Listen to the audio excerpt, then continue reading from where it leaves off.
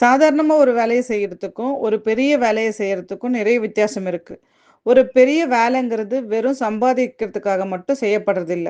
அதுல ஒரு அர்ப்பணிப்பு இருக்கும், ஒரு லட்சியம் இருக்கும், ஒரு திருப்தி இருக்கும். அத பத்தி நம்ம ஒரு கதையோட வீடியோக்குள்ள பார்க்கலாம். வாங்க வீடியோக்குள்ள போகலாம். குக்கிராமத்துல கண்ணன் அப்படின்னு ஒருத்தர் இருந்தாரு. அவருக்கு சிறு வயதிலிருந்தே மண்பாண்டங்கள் செய்யறதுன்னா உயிரு. அவர் அப்பா, தாத்தான்னு பரம்பரையா அதே தொழில் தான். ஆனா கண்ணன் அத ஒரு வேலையா மட்டும் பார்க்கல. ஒவ்வொரு பானையையும், ஒவ்வொரு சிற்பத்தையும் அவர் ஒரு குழந்தை போல சீராட்டி செதுக்கினாரு. காலையில எந்திரிச்சதும் கண்ணனுக்கு மண் வாசனை தான் முதல் நினைவு. சக்கரத்துல மண்ண வச்சு அதை அழகிய வடிவம் மாத்தும்போது அவருக்குள் ஒரு பரவசம் உண்டாகும். மற்ற மண்பானை செய்யறவங்கலாம் அப்பாடா இன்னைக்கு இத்தனை பானை செஞ்சா போதும்னு நினைக்கும் போது கண்ணன் இன்னும் எப்படி அழகாக்கலாம், இதை எப்படி உறுதியாக்கலாம்னு சிந்திப்பாரு. ஒரு நாள் வெளிநாட்டு சுற்றுலா பயணிகள் சிலர் அந்த கிராமத்துக்கு வந்தாங்க. கண்ணன் செஞ்சிருந்த மண்பாண்டங்களை பார்த்ததும் அசந்து போயிட்டாங்க. அவ்வளவு நேர்த்தி, அவ்வளவு கலைத்தன்மை. அவங்க கண்ணனோட வேலைப்பாட்டை ரொம்பவும் பாராட்டி நிறைய பானைகளை விலைக்கு வாங்கினாங்க.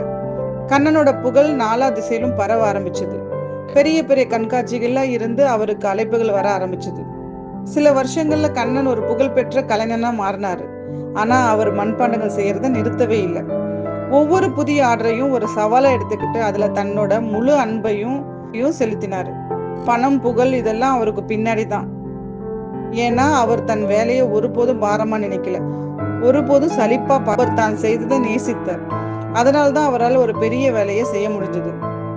நீங்க ஒரு மாணவனா இருக்கலாம், ஒரு அலுவலக ஊழியரா இருக்கலாம், ஒரு தொழில் முனைவோரா இருக்கலாம். எதுவா இருந்தாலும் நீங்க செய்யற விஷயத்துல ஒரு பிடிப்பு இருக்கணும்.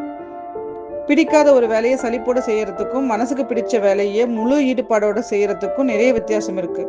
அதனால இப்போ உங்க வேலையில ஒரு சுவாரஸ்யம் இல்லைன்னா அதை எப்படி சுவாரஸ்யமா மாத்தலாம்னு யோசிக்க ஆரம்பிச்சிருங்க. உங்க மனசுக்கு உண்மையிலேயே எது பிடிச்சிருக்கோ அதை நோக்கி உங்க பயணத்தை ஆரம்பிக்க தயங்காதீங்க. ஏன்னா பெரிய வேலையை செய்ய ஒரே வழி நீங்கள் செய்வதை நேசிப்பதே. இந்த கதை உங்களுக்கு பிடிச்சிருக்குன்னு நினைக்கிறேன். உங்க கருத்துக்களை கமெண்ட்ஸ்ல சொல்லுங்க.